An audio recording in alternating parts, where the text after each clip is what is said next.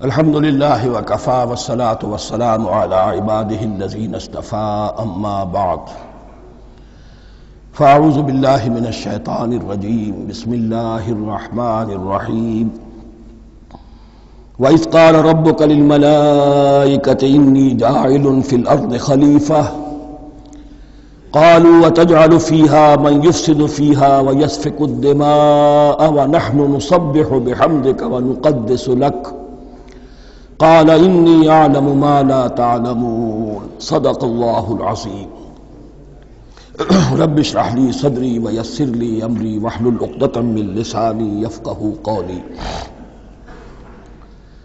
جیسا کہ میں نے عرض کیا تھا، سورہ بقرہ کے پہلے 4 رکوع نہایت اہم ہیں، نہایت جامع ہیں۔ پہلے 2 رکوعوں میں 3 قسم کے انسانوں کی وضاحت کی گئی، 3 قسم کے کردار کے نقشے کھینچ دیے گئے۔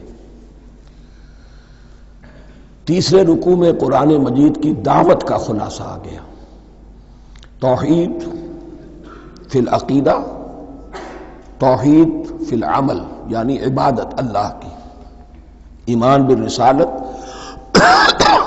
قرآن مجید کو منزل من اللہ کلام ماننا۔ اس میں اگر شک ہے تو جو بھی چیلنج تھا، اگر واقعتاً تمہیں شک ہے، حقیقت میں شک نہیں ہے، لیکن جیسا کہ تم کہہ رہے ہو کہ تمہیں شک ہے تو کوشش کرو اس کے مقابلے کی ایک صورت بنانا ہو۔ پھر آخرت، جنت اور دوزخ، ان دونوں کا تذکرہ ہو گیا۔ پھر ایک خاص مسئلہ جو قرآن مجید کے اسلوب پر اعتراض کی شکل میں آیا کہ اس میں مچھر جیسی حقیر شے کا بھی تذکرہ ہے، اس کی حکمت بیان کر دی گئی کہ تشبیہ اور تمثیل میں ظاہر بات ہے کہ ممثل لہو اور ممثل بہی میں مناسبت چاہیے۔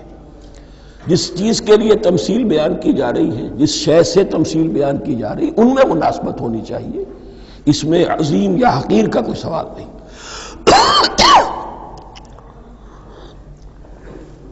پھر یہ بات کہ جن لوگوں کے دلوں میں زیغ ہے، کجی ہے، وہ اس قرآن سے بھی ان کی ضلالت میں، گمراہی میں اضافہ ہوگا۔ جو لوگ طالب حق ہیں ان کو یہ قرآن مجید ہدایت دے گا، اور کن کو اللہ گمراہ کرتا ہے؟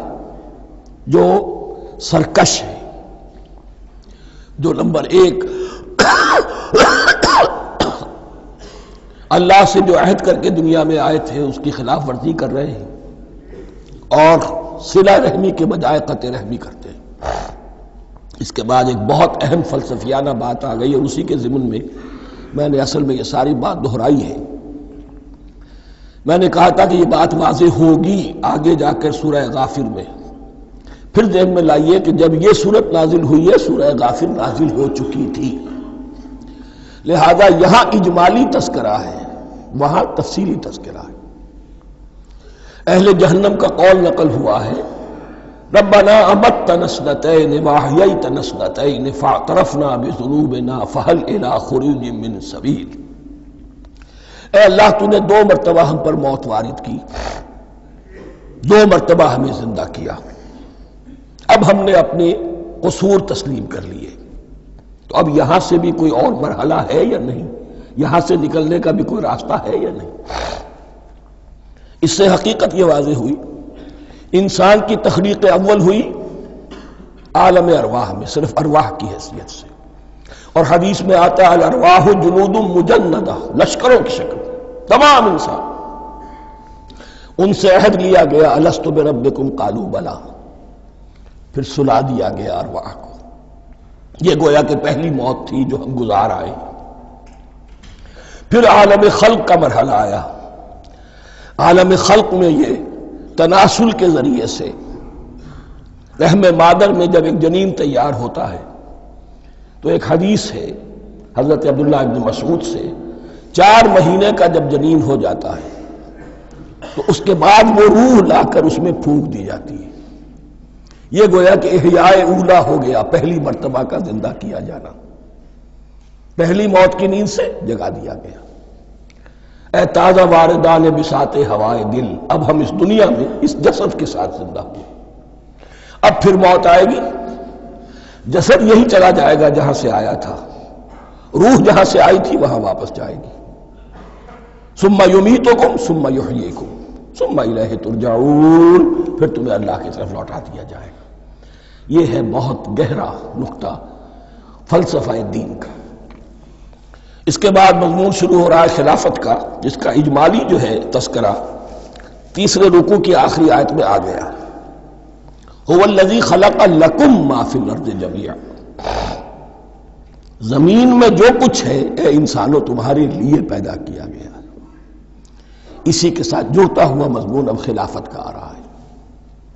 وَإِذْ قَالَ رَبُّكَ لِلْمَلَائِكَةِ إِنِّي جَاعِلٌ فِي الْأَرْضِ خَلِيفَةً، اور یاد کرو جب کہ کہا تھا تمہارے رب نے فرشتوں سے میں بنانے والا ہوں زمین میں ایک خلیفہ. اب خلیفہ کی حقیقت کو سمجھیے. خلیفہ کسے کہتے ہیں؟ نائب. عام طور پر لوگوں کو مغالطہ ہوتا ہے کہ خلیفہ جانشین جو ہے وہ تو کسی کے موت کے بعد ہوتا ہے، زندگی میں تو نہیں ہوتا. لیکن یہاں اصل میں ہمارے لیے بہت آسان ہے. انسان کی جو اصل حقیقت ہے اس دنیا میں اس کو سمجھنے کے لیے یوں سمجھیے کہ ہم آج سے 50 سال پہلے انگریز کے غلام تھے. ہمارا بادشاہ یا ملکہ انگلستان میں تھا یا تھی. دہلی میں وائس رائے ہوتا تھا. وائس رائے کا کام کیا ہے؟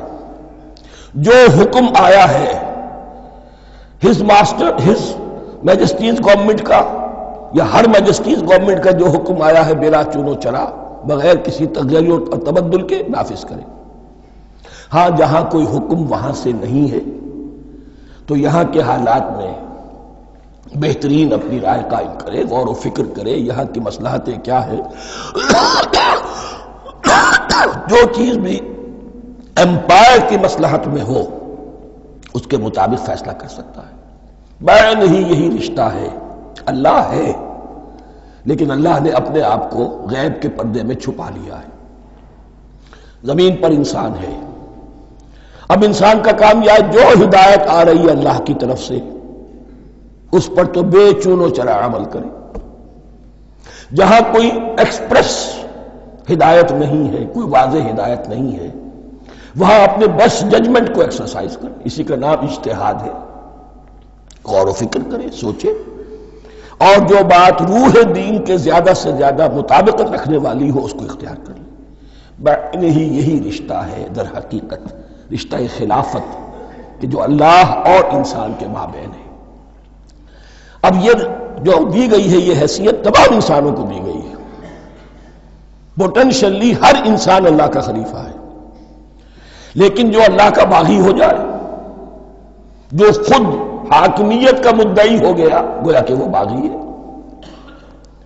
اب اگر شاہ جہاں بادشاہ تھا، اس کا کوئی ولی عہد تھا، اور ولی عہد جو ہے صبر نہیں کر سکتا، اپنے باپ کی زندگی ہی میں بغاوت کر دیتا ہے، حکومت حاصل کرنا چاہتا ہے، تو اب وہ کیا ہے؟ واجب القتل ہے. جو لوگ بھی حاکمیت کے مدعی ہو گئے ویسے تو حقیقت واجب القتل ہے، لیکن دنیا میں مہلت دی ہے اللہ نے. یہ دارالامتحان ہے. فوراً قتل نہیں کرتا، فوراً ختم نہیں کرتا. وَلَوْلَا كَلِمَةٌ سَبَقَتْ مِنْ رَبِّكَ إِلَىٰ أَجَلٍ مُّسَمًّى لَقُضِيَ بَيْنَهُمْ. اگر یہ پہلے بات طے نہ ہو چکی ہوتی، ایک وقت معین تک کے لیے انہیں مہلت اللہ نے نہ دی ہوتی تو اللہ فیصلہ چکا دیتا. لیکن مہلت دی ہے. لیکن کم سے کم اتنی سزا ملتی ہے کہ اب وہ خلافت کے حق سے محروم کر دیے گئے. گویا کہ اب خلافت دنیا میں ہوگی خلافت المسلمین.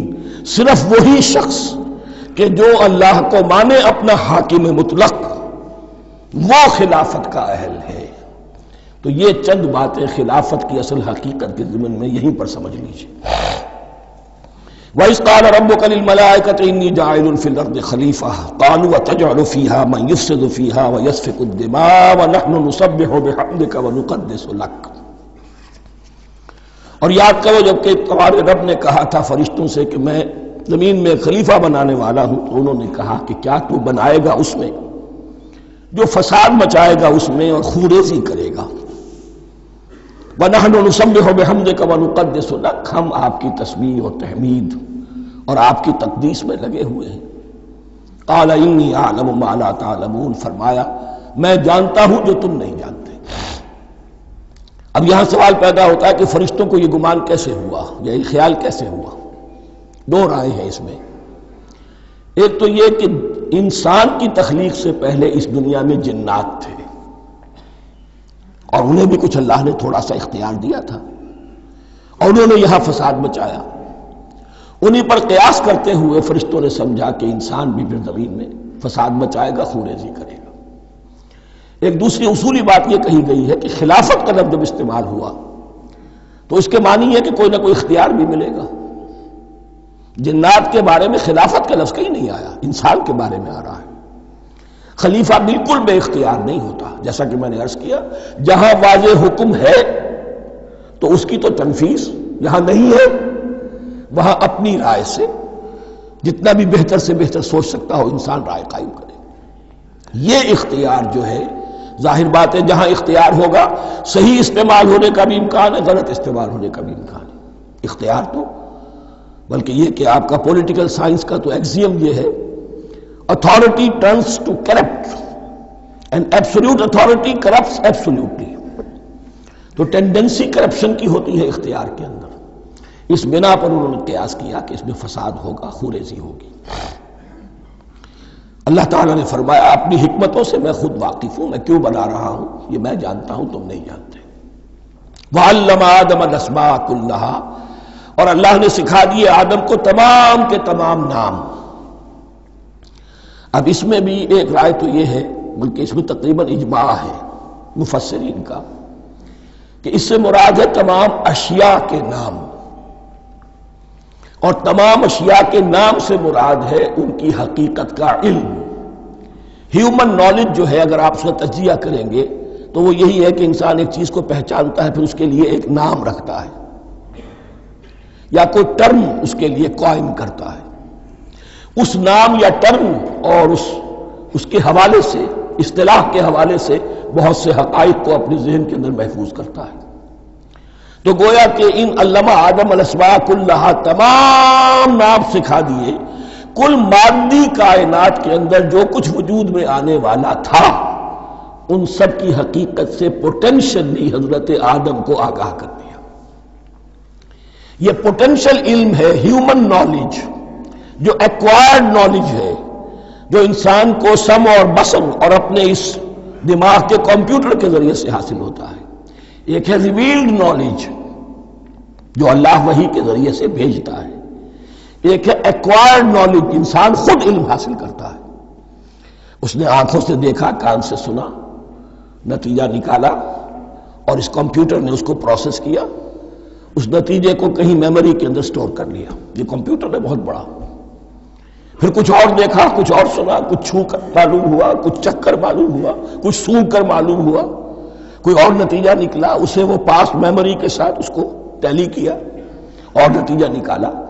اس طرح رفتہ رفتہ ان السمع والبصر والفؤاد کل اولئک کان عنہ مسئولا، یہ ایکوائرڈ نالج تین چیزوں سے انسان کو حاصل ہو رہا ہے، سماعت، بصارت اور یہ عقل، جو فائدہ اخذ کرتی ہے، جو اس کو پروسیس کرتی ہے، اس تمام جو سینس ڈیٹا اس کو مہیا ہوتا ہے سینس آرگنز کے ذریعے سے۔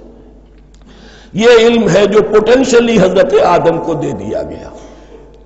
اس کی ایکسفولیشن ہو رہی ہے، اب درجہ بدرجہ وہ علم پھیل رہا ہے، بڑھ رہا ہے، اور بڑھتے بڑھتے کہاں تک پہنچے گا ہم کچھ نہیں کہہ سکتے۔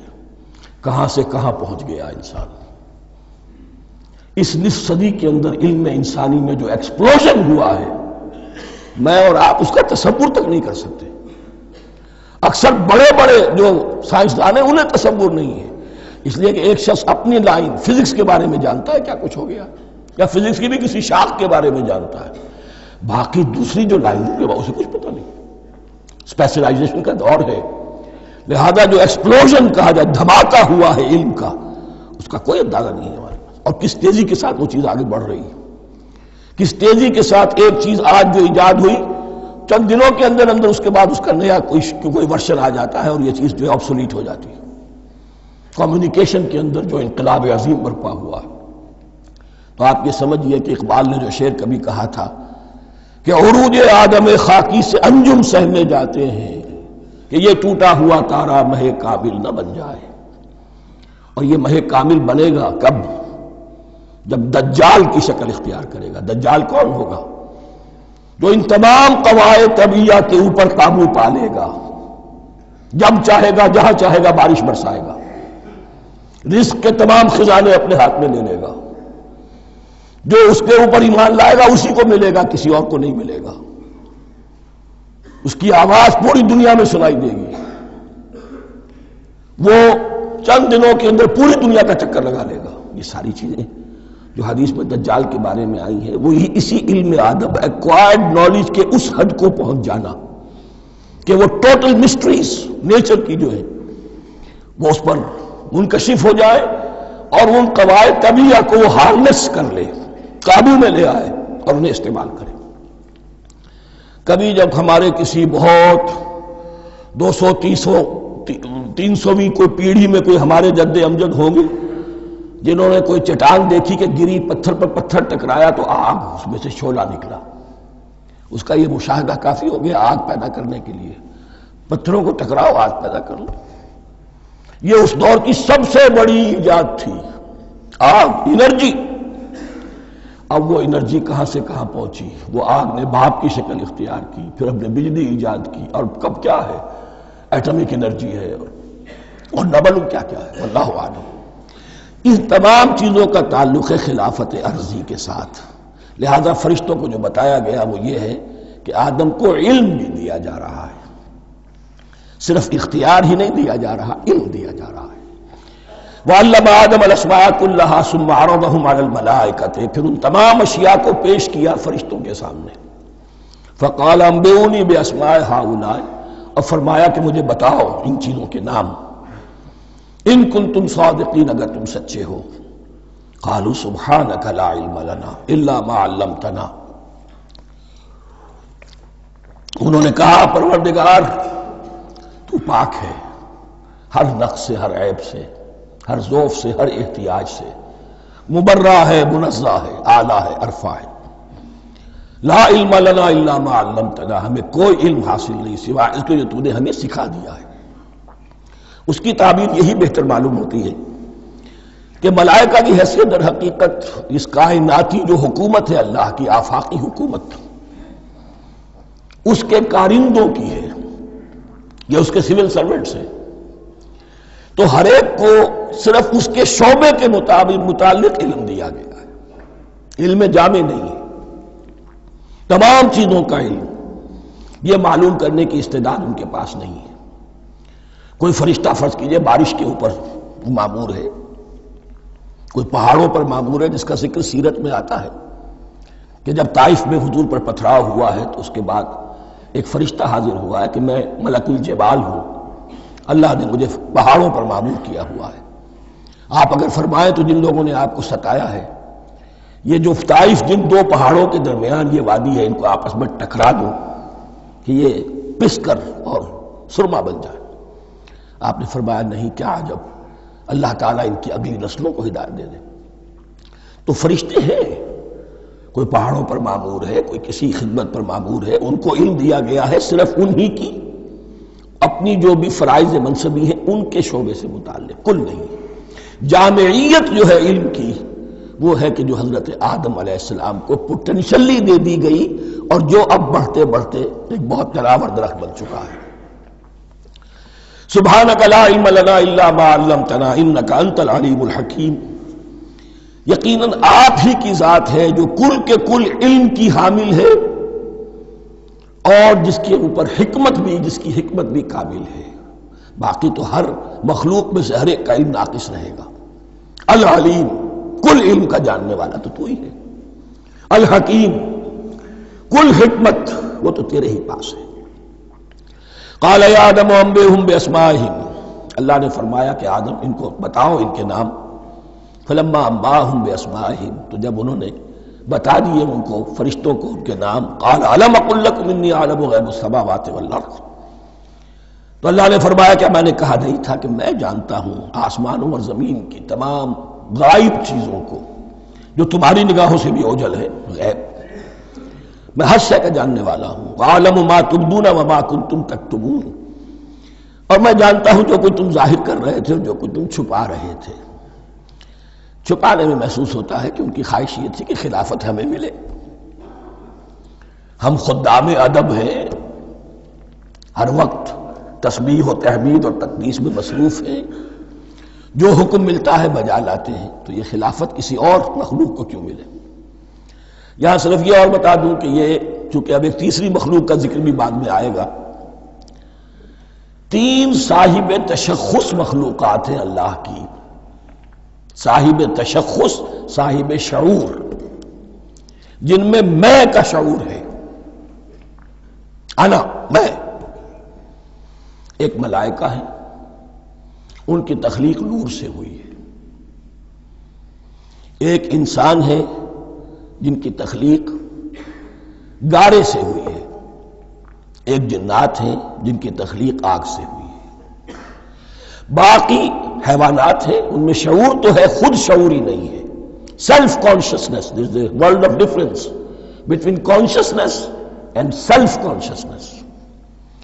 انسان جب دیکھتا ہے تو اس کو یہ بھی معلوم ہے میں دیکھ رہا ہوں۔ کتا بلہ دیکھتا ہے، اسے یہ اندازہ نہیں ہوتا کہ میں دیکھ رہا ہوں، دیکھنے کا ایک نتیجہ ہے جو نکل آتا ہے، لیکن میں کا وجود نہیں ہے۔ یہ انا، سیلف، ایگو، یہ انسان میں ہے، جنات میں ہے، شعور میں، اور فرشتوں میں ہے۔ ایک نوری مخلوق، ایک ناری مخلوق، ایک زمین کے اس کرسٹ میں، یہ جو مٹی اور گارے، مٹی کا اور پانی کا جو ملغوبہ ہے گارے کی شکل میں، اس سے بنا ہے۔ قال يا آدم انبئهم بأسمائهم فلما انبأهم بأسمائهم قال ألم أقل لكم إني أعلم غيب السماوات والأرض وأعلم ما تبدون وما كنتم تكتمون وإذ قلنا للملائكة اسجدوا لآدم فسجدوا إلا إبليس۔ اور یاد کرو جب کہ ہم نے کہا فرشتوں سے سجدہ کرو سب کے سب آدم کو، جھک جاؤ آدم کے سامنے، فسجدوا، ان سب نے سجدہ کیا، الا ابلیس، سوائے ابلیس کے۔ پہلی بات تو یہ سمجھیے کہ تمام ملائکہ کے سجدے کی ضرورت کیا تھی؟ کیا یہ صرف تعظیماً تھا؟ اور تعظیماً اگر تھا تو کیا آدم خاکی کی تعظیم تھی یا کسی اور شے کی تعظیم تھی؟ مکی صورتوں میں یہ بات 2 جگہ واضح کی گئی ہے۔ فَإِذَا سَوَّيْتُهُ وَنَفَخْتُ فِيهِ مِن رُوحِي فَقَعُوا لَهُ سَاجِدِينَ، جب میں اس آدم کی تخلیق مکمل کر لوں اور اس میں اپنی روح میں سے پھونک دوں، تب گر پڑنا اس کے سامنے سجدے میں۔ تعظیم اگر ہے تو آدم خاکی کی نہیں ہے، اس کے اندر جو ڈیوائن ایلیمنٹ ہے، جو ڈیوائن سپارک ہے، جو روح ربانی ہے، میری روح، اس کی ہے۔ اور نمبر 2، اس کی حکمت کیا ہے، علت کیا ہے، غرض و غایت کیا ہے؟ جیسا کہ میں نے عرض کیا، اس کائنات کی اس حکومت کے کارندے تو وہ ہیں۔ خلیفہ بنایا جا رہا انسان کو، جب تک یہ ساری سول سروس اس کے تابع نہ ہو، خلافت کیسے کرے گا؟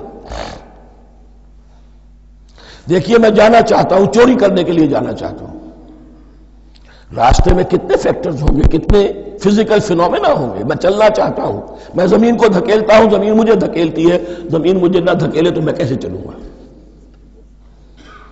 یہ پوری کائنات جو ہے، یہ جب ہم کوئی ارادہ کرتے ہیں اور کوئی فعل کرتے ہیں تو اس فعل کے پورے ہونے میں، اس کے ظہور میں نہ معلوم کون کون سے ایلیمنٹس ہیں، کون کون سی فورسز آف دی نیچر ہیں جو ہمارے ساتھ موافقت کرتی ہے تو ہم وہ کام کر سکتے ہیں۔ اور ان سب پر فرشتے مامور ہیں، ہر ایک کی اپنی ڈومین ہے۔ اگر وہ تابع نہ ہوں تو خلافت کی کوئی معنی نہیں۔ خلافت دی گئی ہے، یہ ادھر جانا چاہتا ہے جانے دو، یہ نماز کے لیے مسجد میں جانا چاہتا ہے جانے دو، یہ چوری کے لیے نکلا ہے نکلنے دو، اس لیے کہ اس کو جو اختیار دیا گیا ہے، اس کے اختیار کے استعمال میں یہ تمام جو قوتیں ہیں وہ اس کے ساتھ موافقت کرتی ہیں، تب اس کا کوئی ارادہ، وہ اچھا ہو یا برا، وہ پایہ تکمیل کو پہنچ سکتا ہے۔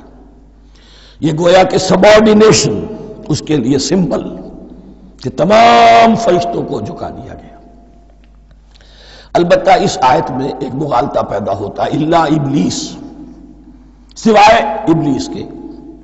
مغالطہ یہ پیدا ہوتا ہے کہ شاید وہ بھی فرشتہ تھا، اس لیے کہ حکم تو فرشتوں کو دیا گیا تھا۔ پھر نوٹ کیجئے اس سے پہلے، بہت پہلے سورہ کہف نازل ہو چکی ہے، اور سورہ کہف میں فرما دیا گیا ہے کان من الجن ففسق عن امر ربی، وہ جن تھا پس اس نے سرکشی کی اپنے رب کے حکم سے۔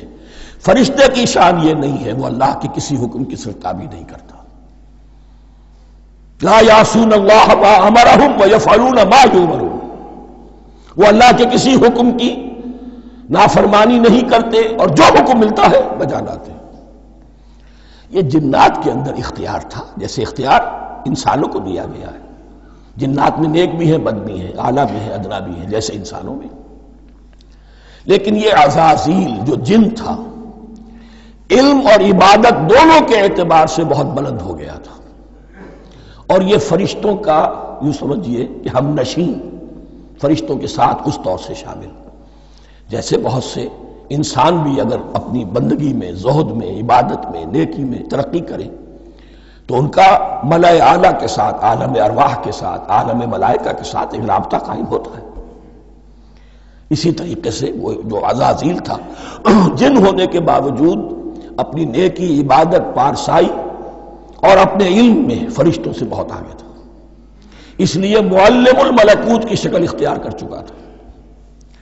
اس کو اپنی زوم تھا، یہ بات جیسا کہ میں نے عرض کیا 7 مرتبہ قرآن میں یہ بات آئی ہے، قصہ ابلیس و آدم، کہ فرشتوں کو حکم ہوا کہ سجدہ کرو، سب جھک گئے، ابلیس نے سجدے سے انکار کر دیا 7 مرتبہ۔ یہ 7ویں مرتبہ ہے جو ہم پڑھ رہے ہیں، مصحف میں پہلی مرتبہ آ رہا ہے، ترتیب نزول میں 7ویں مرتبہ آ رہا ہے۔ یہ آدم و ابلیس کا قصہ اس سے آگے سورہ اعراف میں آئے گا، پھر سورہ ہجر میں آئے گا، سورہ بنی اسرائیل میں آئے گا، سورہ کہف میں آئے گا، سورہ طٰہٰ میں آئے گا، سورہ صاد میں آئے گا، 6 مرتبہ مکی قرآن میں، 1 مرتبہ یہاں۔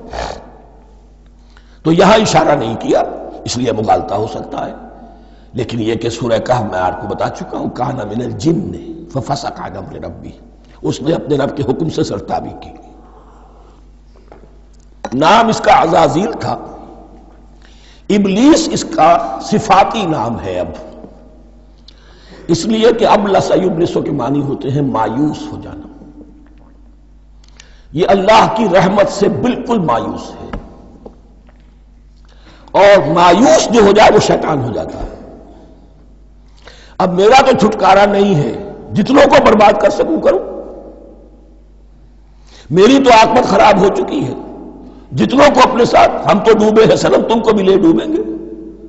اب وہ شیطان اس معنی میں کہ انسان کی عداوت اس کی گھٹی میں پڑ گئی، اس نے اللہ سے پھر اجازت بھی لی کہ مجھے مہلت دے دے، یوم یبعثون، قیامت تک کے دن کے لیے، تو میں ثابت کر دوں گا کہ یہ آدم اس رتبے کا حقدار نہ تھا، مستحق نہ تھا جو اسے دیا گیا۔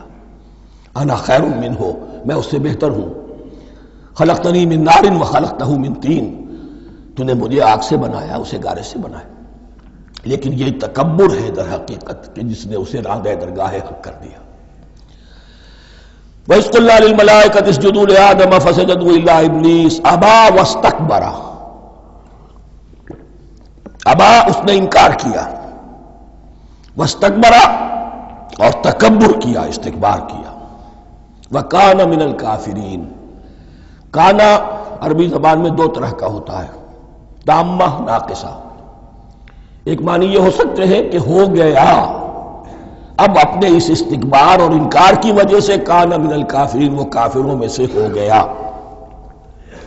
ایک کانا تامہ ہوتا تھا ہی کافروں میں سے، یعنی اس کے اندر سرکشی چھپی ہوئی تھی، اب ظاہر ہو گئی۔ یہ معاملہ ہوتا ہے، کسی شخص کی بدنیت ہی اس کے اوپر پردے پڑے رہتے ہیں نیکی کے، زہد کے، کسی خاص وقت میں آ کر وہ ننگا ہو جاتا ہے، اور جو اس کے اندر تھا اصل، اس کی حقیقت، وہ سامنے آ جاتی ہے۔ اس کا امکان ہے، تو دونوں معنی اس کے ہو سکتے ہیں۔ وَقُلْنَا يَا آدَمُ اسْكُنْ أَنْتَ وَزَوْجُكَ الْجَنَّةَ، اور ہم نے کہا کہ اے آدم رہو تم اور تمہاری بیوی جنت میں۔ اب یہ جنت کون سی ہے؟ اکثر حضرات کے نام کر کے نزدیک یہ جنت کہیں آسمان ہی میں تھی، آسمان ہی میں حضرت آدم کی تخلیق ہوئی۔ البتہ یہ سب مانتے ہیں کہ ایک وہ جنت الفردوس جو ہے جس میں جانے کے بعد پھر واپس نکلنے کا کوئی امکان نہیں، یہ وہ جنت نہیں ہے جس میں کہ آخرت میں لوگوں کو جا کر داخل ہونا ہے، اس میں داخل ہونے والے کے نکلنے کا کوئی امکان نہیں۔ ایک رائے یہ بھی ہے، میرا رجحان اس رائے کی طرف ہے، تخلیق آدم اسی زمین پر ہوئی ہے۔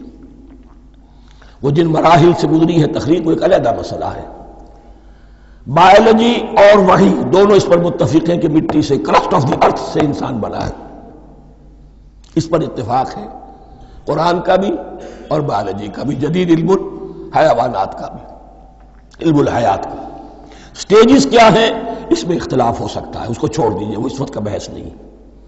یہی کسی اونچے مقام پر کوئی سرسبز و شاداب علاقہ تھا جہاں حضرت آدم کو رکھا گیا، کہ جہاں ہر طرح کے میوے تھے، ہر شے، لا تظمأ فیہا ولا تضحیٰ، نہ اس میں بھوک لگے گی، نہ دھوپ تمہیں ستائے گی، ہر طرح کی چیز تمہیں فراہم ہے۔ وہاں رکھے گئے ہیں صرف ایک ڈیمانسٹریشن کے لیے، کہ انہیں نظر آ جائے کہ شیطان میرا دشمن ہے، وہ مجھے ورغلائے گا، طرح طرح سے میرے اندر وسوسہ اندازی کرے گا، میرے اور میری اولاد کے، صرف ایک ڈیمانسٹریشن۔ اس کی مثال یوں سمجھیے کہ سلیکشن تو ہو گیا، سی ایس پی گریڈ میں کوئی شخص آ گیا ہے، لیکن اب وہ سول سروس اکیڈمی میں رکھا جا رہا ہے۔ تو یہ کوئی اکیڈمی ہو سکتا ہے اسی زمین پر ہو، صرف بتانا یہ تھا کہ تمہیں معلوم ہو جائے کہ یہ شیطان تمہارا دشمن ہے۔ اس لیے کہ اس میں جو ایک لفظ حبوط کا آ رہا ہے، وہ حبوط صرف ایک ہی معنی میں نہیں ہوتا، دوسری معنی میں بھی ہے۔ واللہ عالم، یہ چیزیں پھر متشابہات میں رہیں گی، اس لیے ان کے بارے میں کوئی ایک رائے دوسری رائے، اس کے لیے ذہن سے، عقل سے بات کر کے ایک یا دوسری رائے اختیار کر سکتے ہیں۔ وَقُلْنَا يَا آدَمُ اسْكُنْ أَنْتَ وَزَوْجُكَ الْجَنَّةَ، اور ہم نے کہا کہ رہو اے آدم، تم بھی اور تمہاری بیوی بھی باغ میں، اس باغ میں، الجنہ، اس باغ میں، گویا کہ اشارہ کیا جا رہا ہے۔ وَكُلَا مِنْهَا رَغَدًا حَيْثُ شِئْتُمْ، اور کھاؤ اس میں سے با فراغت جہاں سے چاہو، ہر طرح کا پھل ہے کھاؤ۔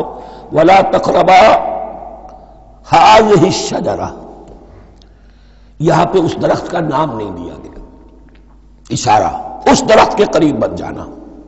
فَتَكُونَا مِنَ الظَّالِمِينَ، تو تم ظالموں میں سے ہو جاؤ گے، تم حد سے گزرنے والوں میں سے ہو جاؤ گے۔ اب اس کی بھی حکمت سمجھیے کہ چونکہ ڈیمانسٹریشن کرانی ہے کہ تمہیں کسی چیز سے، ہزار چیزیں مباح ہیں دنیا میں، چند چیزیں پینے کی حرام ہیں، اب تم اگر ان ہزار مباح چیزوں کو چھوڑ کر حرام چیز کو پیتے ہو تو یہ تمہارا اختیار ہوا، جبکہ اللہ تعالیٰ نے مباحات کا دائرہ بہت وسیع رکھا ہے۔ جس سے چاہو چند رشتے ہیں جو بیان کر دیے گئے، یہ حرام ہے، محرمات ہے، ابدیہ ہیں، ان سے تو شادی نہیں ہو سکتی، باقی کسی مسلمان عورت سے دنیا کے کسی کونے میں وہ شادی کر سکتے، کروڑوں کے آپشنز آپ کے لیے خالی کھلے ہیں، لیکن پھر بھی انسان شادی نہ کرے، زنا کرے، یہ گویا کہ اس کی اپنی خباثت نفس ہے۔ ایک نہیں، دو دو، تین تین، چار چار تک شادی کرو، اجازت ہے تمہیں۔ تو اس اعتبار سے مباحات، اب یہ پورا باغ تمہارے لیے مباح ہے، بس ایک درخت ہے اس کے پاس نہ جانا، اور درخت کا نام لینے کی کوئی ضرورت نہیں، تو آزمائش تھی نا، صرف ایک آزمائش اور اس کی ڈیمانسٹریشن۔ فَأَزَلَّهُمَا الشَّيْطَانُ عَنْهَا، تو پھسلا دیا ان دونوں کو شیطان نے اس درخت کے بارے میں۔ اب وہ کس کس طریقے سے پھسلایا، یہ بھی جیسا کہ میں نے عرض کیا 6 مرتبہ چونکہ یہ قصہ آ چکا ہے، اس کی آپ کو سورہ طٰہٰ میں تفصیل ملے گی، کس کس طریقے سے پھسلایا اور اس بات کے لیے تیار کیا۔ فَأَخْرَجَهُمَا مِمَّا كَانَا فِيهِ، تو نکلوا دیا ان دونوں کو اس کیفیت میں سے جس میں کہ وہ تھے، وہ کیفیت کہ نہ کوئی مشقت ہے، نہ کوئی محنت ہے، اور انسان کو ہر طرح کا اچھے سے اچھا پھل مل رہا ہے، تمام ضروریات فراہم ہیں، اور خاص کوئی حلہ جنت ہے جس کا کہ لباس بھی عطا کیا گیا ہے۔ لیکن ان کیفیات سے اب نکال کر، اب جسے آپ کہیں گے bitter facts of life، اچھا اب جاؤ، یہ ڈیمانسٹریشن کرنی تھی، ہو گئی، شیطان تمہارا دشمن ہے، تمہارا اور تمہاری نسل کا، شیطان لعین۔ اور وہ تمہیں پھسلائے گا جیسے آج پھسلایا ہے۔ تم آگاہ رہنا اس کی شرارتوں سے۔ ان الشیطان لکم عدو فاتخذوہ عدوا، یہ شیطان تمہارا دشمن ہے، اسے اپنا دشمن ہی سمجھو۔ لیکن یہ ہے کہ اگر کچھ لوگ اسے دوست بنا لیں، اس کے ایجنٹ بن جائیں، اس کے کارندے بن جائیں، یہ ان کا چوائس ہے جس کی سزا انہیں ملے گی۔ فَأَخْرَجَهُمَا مِمَّا كَانَا فِيهِ وَقُلْنَا اهْبِطُوا بَعْضُكُمْ لِبَعْضٍ عَدُوٌّ، اور ہم نے کہا اترو، تم سب ایک دوسرے کے دشمن ہوگے۔ اب یہ چونکہ جمع کا صیغہ آیا ہے، ایک دوسرے کے دشمن ہوگے، تو ایک دشمنی تو شیطان اور آدم اور ذریت آدم کی ہے، ایک اور دشمنی بھی ہے جو انسان میں مرد اور عورت کے مابین ہے۔ عورت بھی پھسلاتی ہے، غلط راستے پر ڈالتی ہے، مرد عورتوں کو گمراہ کرتے ہیں، عورتیں مردوں کو گمراہ کرتی ہیں۔ قرآن مجید میں کہا گیا یا ایھا الذین آمنوا ان من ازواجکم واولادکم عدوا لکم فاحذروہم، اہل ایمان چوکنے رہو، چوکس رہو، تمہاری بیویوں اور اولاد میں سے تمہارے دشمن ہیں، بچ کر رہو، کیپ الرٹ، کہیں ان کی محبت تمہیں راہ حق سے منحرف نہ کر دے۔ تم ایک اچھا کام کرنا چاہتے ہو، بیوی رکاوٹ بن گئی، بیوی کو اچھا کام کرنا چاہتی ہے، شوہر رکاوٹ بن گیا، تو یہ محبت نہیں ہے، یہ عداوت ہے۔ اس حوالے سے بعضکم لبعض عدو وَلَكُمْ فِي الْأَرْضِ مُسْتَقَرٌّ وَمَتَاعٌ إِلَىٰ حِينٍ، اور تمہارے لیے اب زمین میں مستقر ہے، جائے قیام ہے اور متاع ہے، ضرورت کی چیزیں ہیں ہم نے فراہم کر دی ہیں، اِلَىٰ حِين، لیکن ایک وقت معین تک کے لیے، یہ ابدی نہیں ہے، ایک وقت آئے گا یہ بساط ہم لپیٹ دیں گے۔ یوم نطوی السماء کطی السجل للکتب، جس دن کہ ہم تمام فضاؤں کو اور تمام خلاؤں کو، تمام آسمانوں کو اس طرح لپیٹ لیں گے جیسے کتابوں کا تمار لپیٹ لیا جاتا ہے۔ ایک وقت آئے گا، یہ تخلیق الی اجل مسمى ہے، الی حین ہے۔ فتلقى آدم من ربہ کلمات فتاب علیہ، تو سیکھ لیے، حاصل کر لیے آدم نے اپنے رب سے کچھ کلمات، تو اللہ نے ان کی توبہ قبول کر لی۔ اب اس کی وضاحت سورہ اعراف میں، یہ تو چونکہ پس منظر میں وہ 2/3 قرآن موجود ہے، اس کی وضاحت کیا ہے کہ حضرت آدم میں سخت پشیمانی پیدا ہوئی ہے، میں نے کیا کیا، مجھ سے خطا سرزد ہو گئی، اللہ کے حکم کی میں نے خلاف ورزی کی، لیکن ان کے پاس الفاظ نہیں تھے کن الفاظ میں اللہ سے استغفار کریں، کن الفاظ میں اللہ سے معافی چاہیں۔ اللہ کی رحمت یہ ہوئی کہ اللہ نے الفاظ انہیں خود تلقین فرما دی، یہ اللہ کی شان رحیمی ہے۔ اصل شے جو ہے وہ انسان کے اندر گناہ پر ندامت کا پیدا ہو جانا ہے، یہ اصل توبہ ہے۔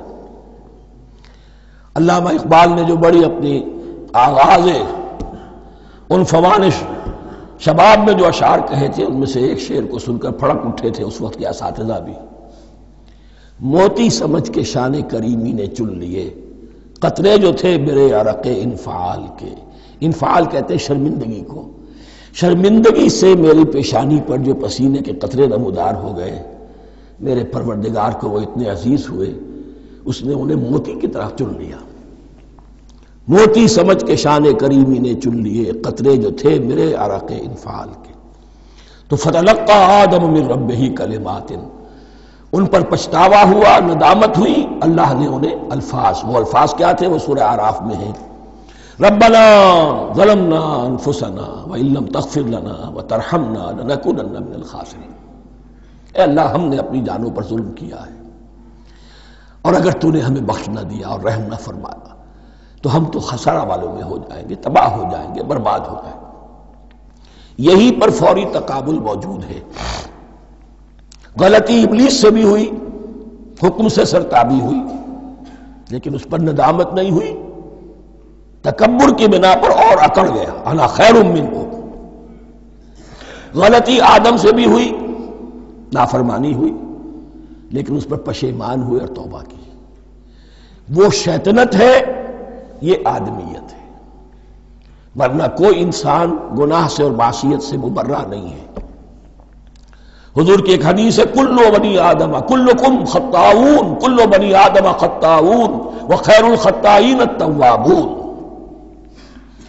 آدم کے تمام اولاد، تمام انسان خطا کار ہیں، ان خطا کاروں میں بہتر وہ ہیں، اچھے وہ ہیں جو توبہ کرتے ہیں۔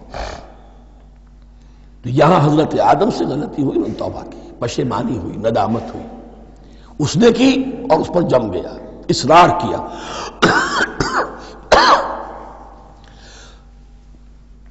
فتلقى آدم من ربه كلمات فتاب عليه انه هو التواب الرحیم۔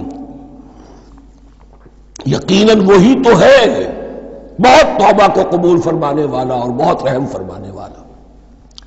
یہ نوٹ کیجئے گا، توبہ کا لفظ دونوں طرف سے آتا ہے، بندہ بھی تواب وخیر الخطائین التوابون، تواب بندے بھی ہو گئے، تواب اللہ بھی ہے۔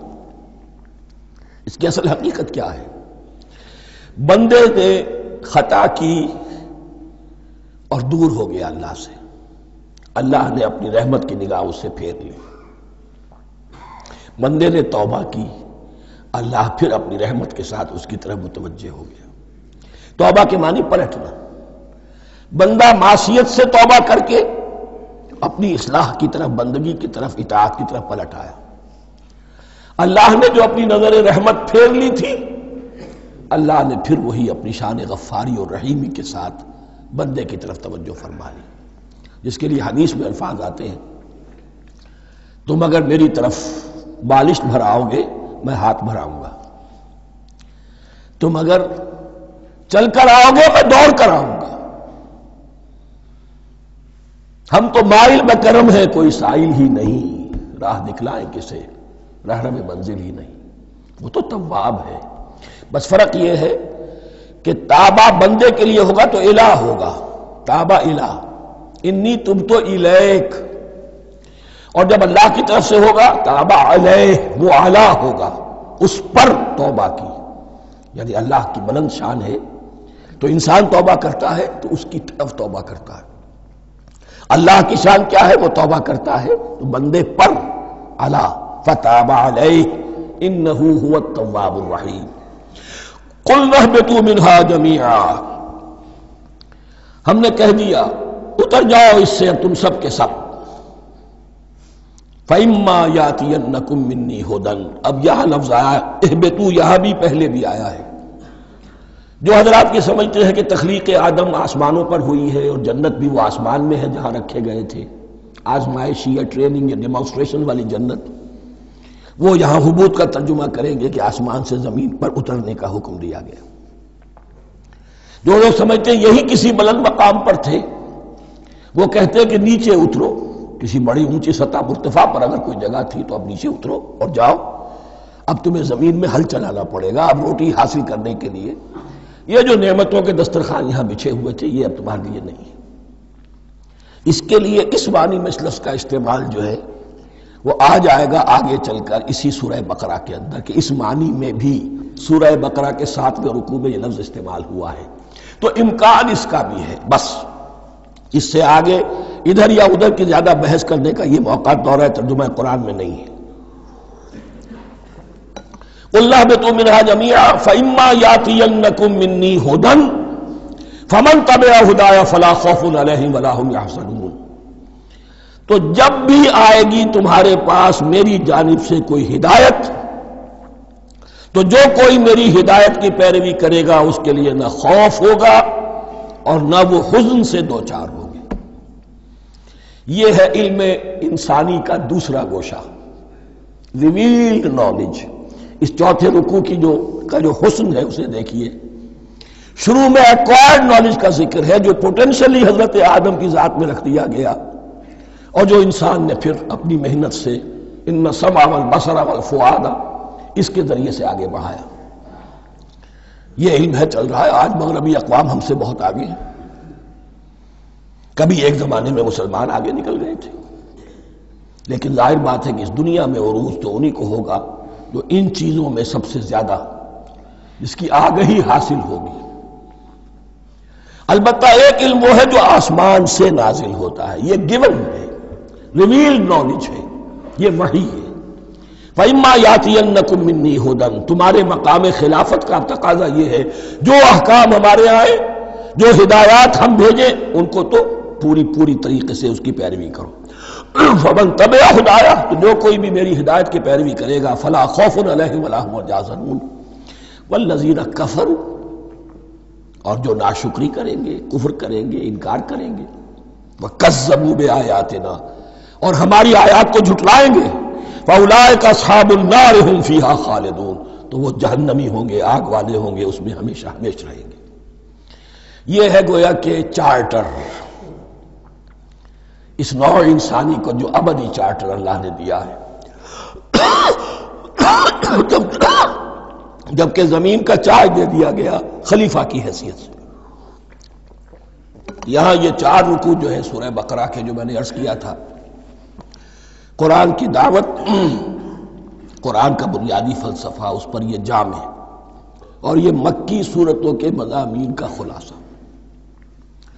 اب یہاں سے شروع ہو رہا ہے 5ویں رکوع سے، مسلسل 10 رکوع، مسلسل خطاب ہے بنی اسرائیل سے۔ البتہ ان میں ایک تقسیم ہے، پہلے رکوع میں دعوت ہے۔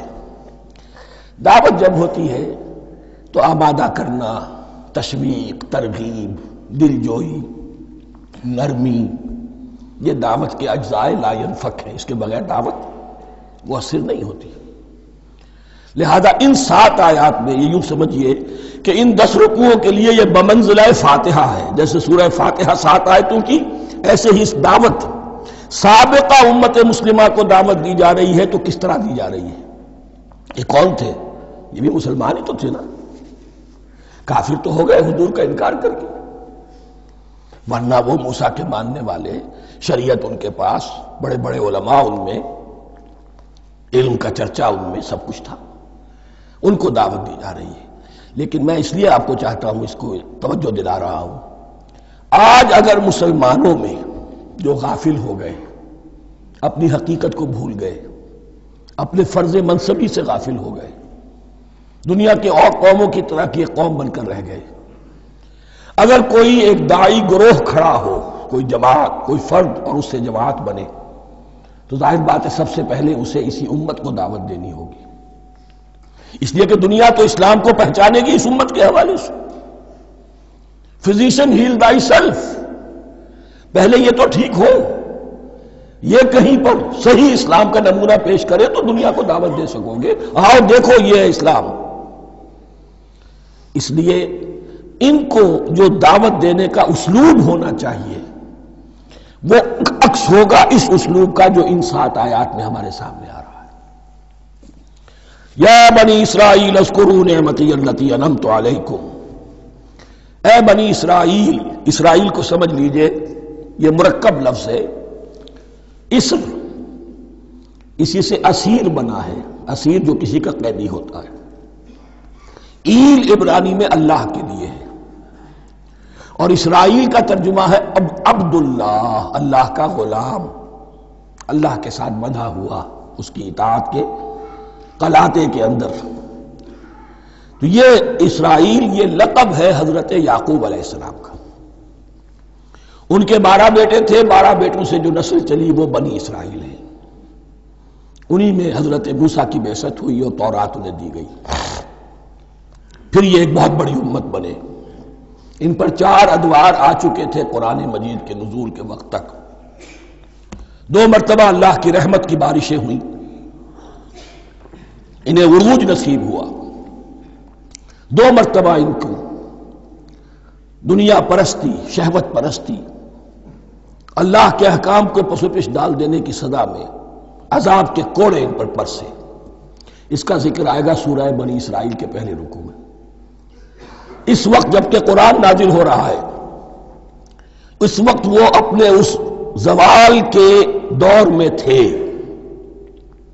حال یہ تھا کہ حضور صلی اللہ علیہ وسلم کی بعثت سے پہلے ہی 2nd ٹیمپل بھی شہید کیا جا چکا تھا، گرایا جا چکا تھا۔ حضرت سلیمان نے جو بنایا تھا ہیکل سلیمانی، جس کو یہ 1st ٹیمپل کہتے ہیں، اسے نیبوکڈنیزر نے گرا دیا تھا حضرت مسیح سے بھی کئی 100 سال پہلے۔ لیکن اس کے بعد پھر یہ رومنز نے سن 70 عیسوی میں حضور کی ولادت سے 500 برس پہلے ان کا یہ یروشلم تباہ و برباد ہوا، اس میں لوگوں کو قتل کیا گیا، قتل عام ہوا، اور سیکنڈ ٹیمپل جو ہے وہ بھی گرا دیا گیا، جو اب تک گرا پڑا ہوا ہے۔ صرف ایک ویلنگ وال ہے جس کے پاس جا کر یہودی جو ہے ماتم کر لیتے ہیں، روتے ہیں، اور اب وہ بنانے پر تلے ہوئے ہیں اپنا تھرڈ ٹیمپل، اس کے نقشے بن چکے ہیں، بلو پرنٹ بن چکے ہیں۔ لیکن بہرحال جس وقت قرآن نازل ہو رہا تھا یہ بہت ہی پستی میں تھے۔ اس کے بارے میں فرمایا، اے بنی اسرائیل ذرا یاد کرو میرے اس انعام کو جو تم پر ہوا۔ وہ انعام کیا ہے؟ میں نے تمہیں اپنی کتاب دی، نبوت سے سرفراز فرمایا، اپنی شریعت تمہیں عطا فرمائی، تمہیں داؤد، تمہارے اندر داؤد اور سلیمان جیسے بادشاہ اٹھائے جو بادشاہ بھی تھے، نبی بھی تھے۔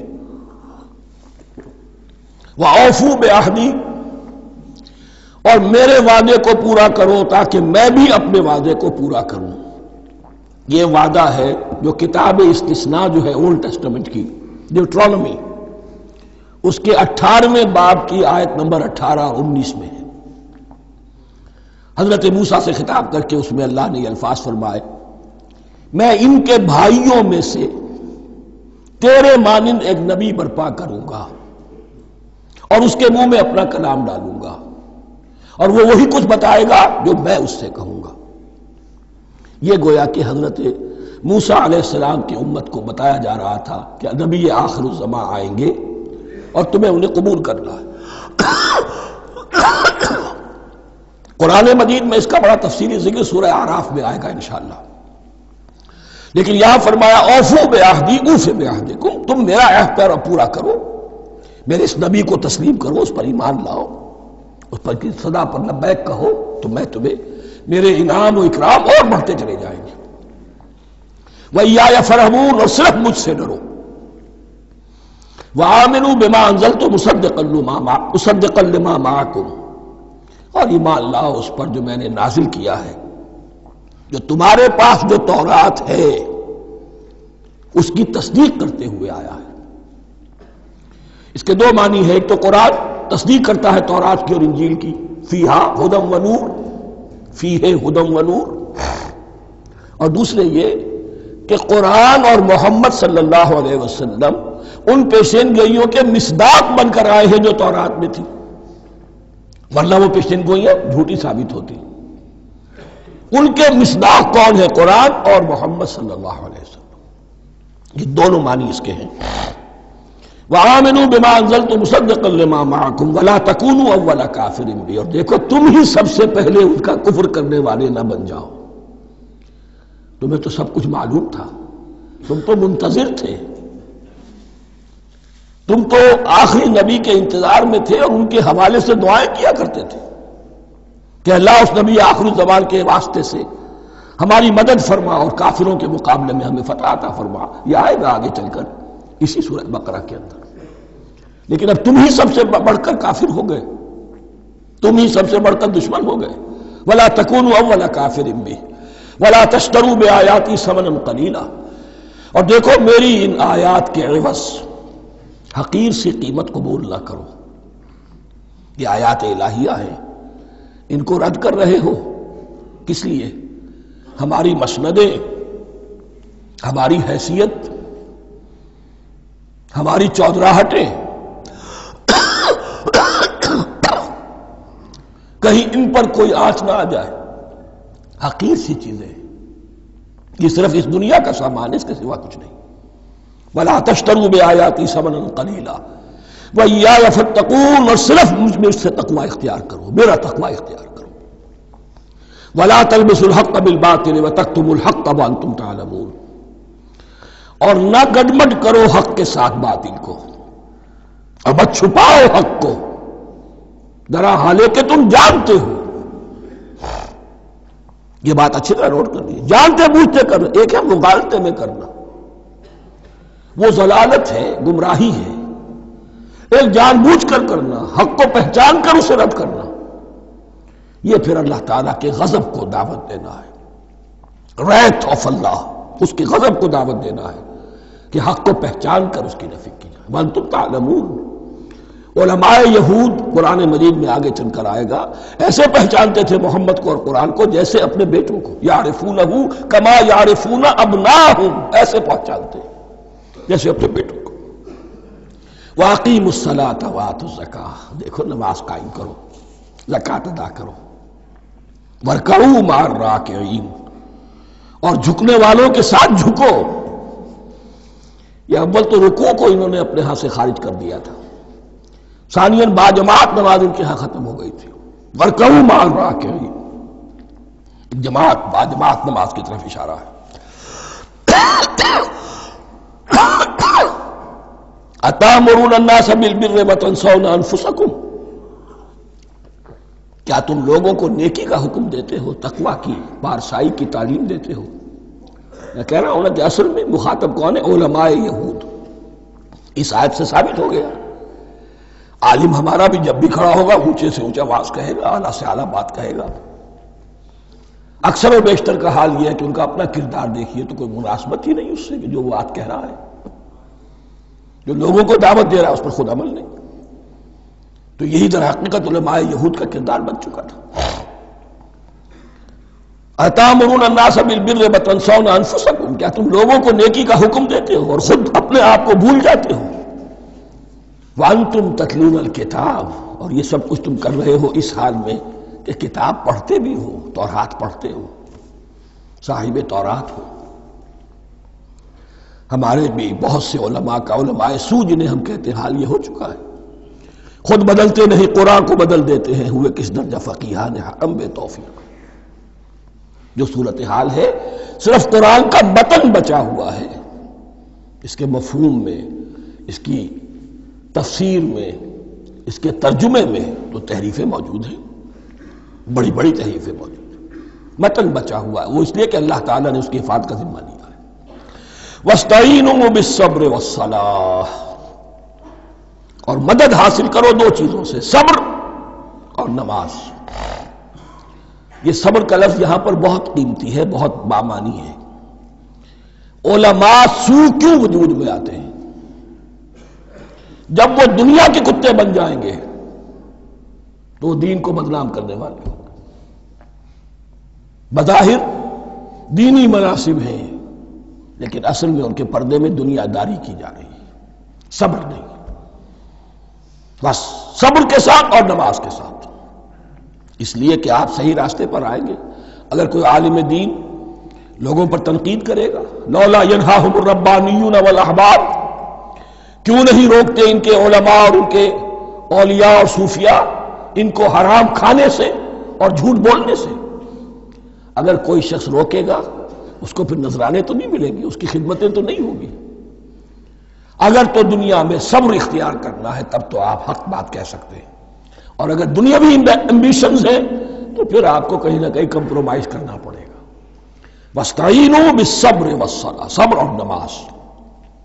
وَإِنَّهَا لَكَبِیرَةٌ، اور یقیناً یہ بہت بھاری شے ہے، بہت بھاری شے ہے. عام طور پر خیال یہ ہے کہ انہا کی ضمیر صرف صلاۃ کی طرف جاتی ہے، نماز بہت بھاری ہے. ایک رائے یہ ہے کہ نہیں، یہ پورے طرز عمل کی طرف جا رہی ہے.